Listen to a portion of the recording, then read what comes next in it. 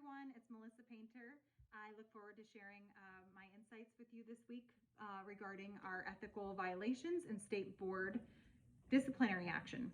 I just want to make a point real quick that I live in the state of Florida. When we graduate from this mental health counselor program, the clinical mental health counseling program, we will register, if you live in the state of Florida, to become a registered mental health counselor intern. So this is an important thing to note prior to me sharing the case that I'd like to share with you tonight. First, I'd like to hop on over to the American Counseling Association's Code of Ethics for 2014 revision regarding impairment. So counselors are required to be self-assessing, to be self-monitoring themselves for any signs of impairment. Any sign of burnout or compassion fatigue. We need to be in communication and be forthcoming with our supervisors and or colleagues. We need to be self-assessing, and we need to be proactive about our self-care and wellness. This is to ensure that we are performing at our best and fullest capacity, as well as to avoid any harm to clients. So with my state board, I found that the most common violations were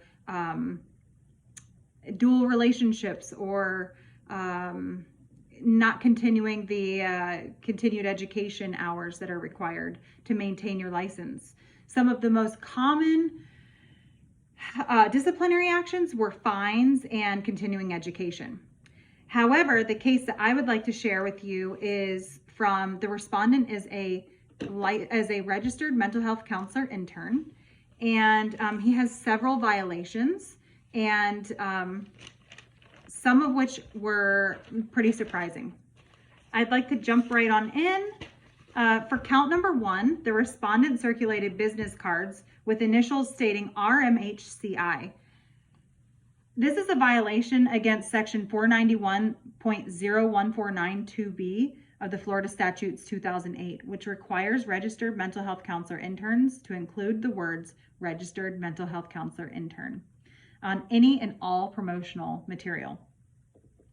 As we know from this class, we've learned a lot about informed consent and how it is really important for our clients to really know who and what services they are going to be receiving and what the educational requirements and backgrounds the counselors have to what their credentials are. So this is important for informed consent.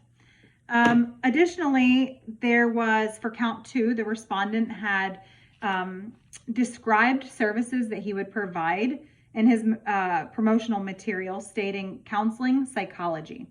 This is a violation of section 490.0121-C of the Florida Statutes 2008, which states that no person shall hold himself out by any title or description incorporating the words psychology, psychological, or psychodiagnostic unless such person holds a valid or active license under that chapter.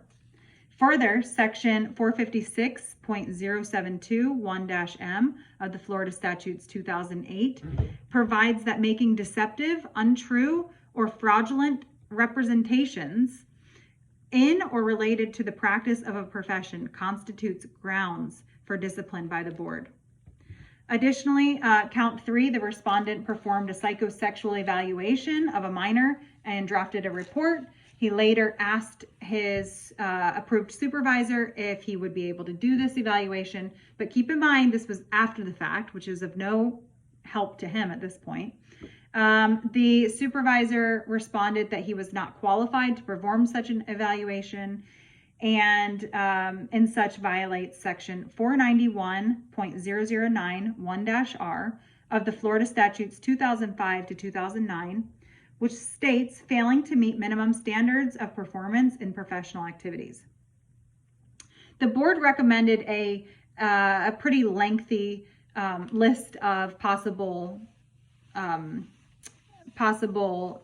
punishments, and in turn, they ordered that he be reprimanded by the board, that he receive a fine of $1,000, which needed to be paid within 3 years. And in addition to that, they tacked on the cost for the investigation and and his prosecution.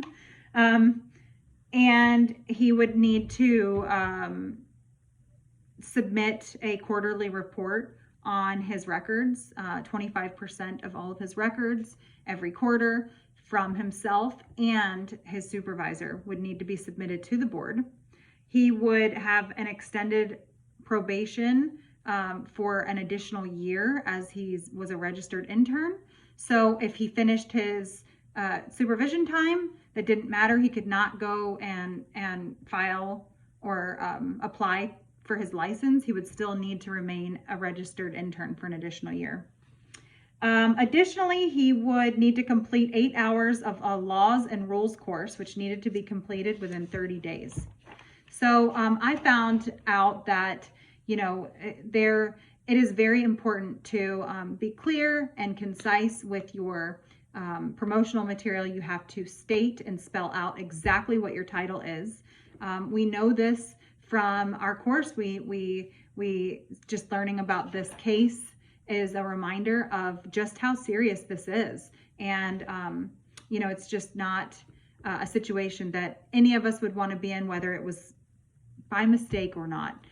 So I'm just very grateful for our program. I am grateful for Couc and how they have just given us so many tools to help us be as prepared as possible in our future careers as counselors.